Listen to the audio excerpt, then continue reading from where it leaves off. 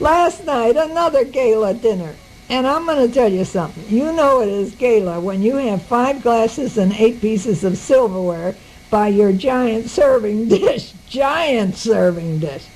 Sally and Levi was on the floor dancing and dancing. And Sally even went out with all the ladies and was dancing the Macarena and doing it very well.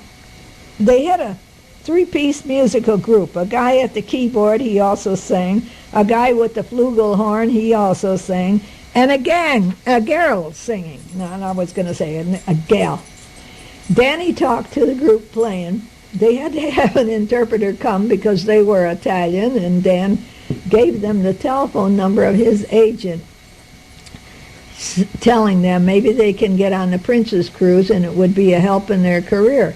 They would get to travel, and being on the Princess, they would start talking English. And they looked so interested, and their eyes were wide, and they kept bobbing their heads, yes, yes, yes. That's how it goes. You know, you talk to the right person, and you might get a break. When Dan first called his now agent, the agent asked Dan to play over the phone. The agent was in Hawaii, and he said, just play something on the horn.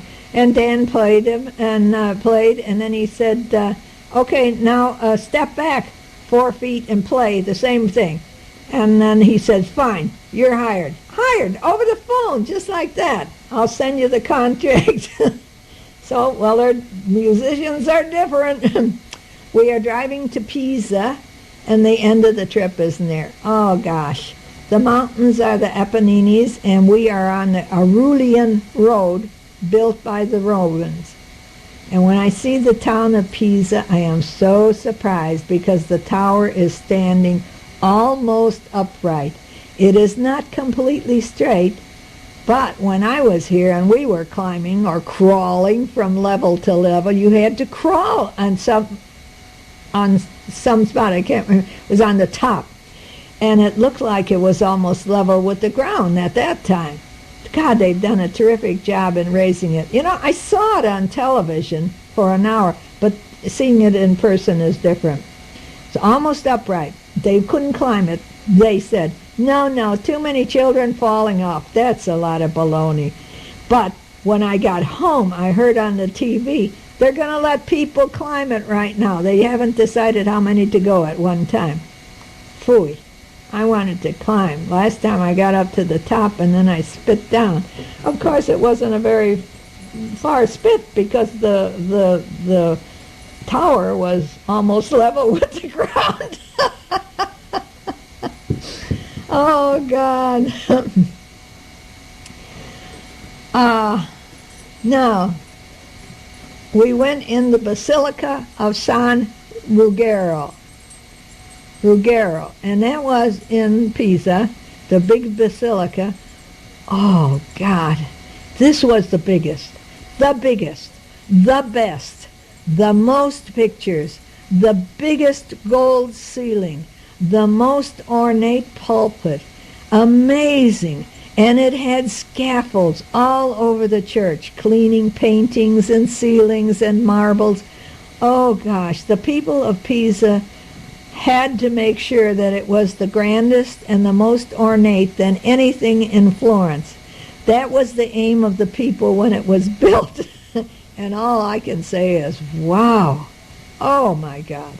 We saw the beautiful aqueduct built by the Romans, arches and arches and arches, and so beautiful and so high. We only drove past, so we didn't get any pictures. Now Danny says we can't go on the Princess because it can't come here. They were 2 days in Istanbul, and then they had to stay 5 extra days in Istanbul, and then they had to go straight to Barcelona. So we miss out on that. Now in Venice, we are at the Hotel Saturnia, room 388. We went to Padua, to see the wonderful Cathedral of St. Anthony. Oh, it was just packed with people. He did so many miracles for the sick. And his tomb is there, and people touch and pray, and they hope, hoping.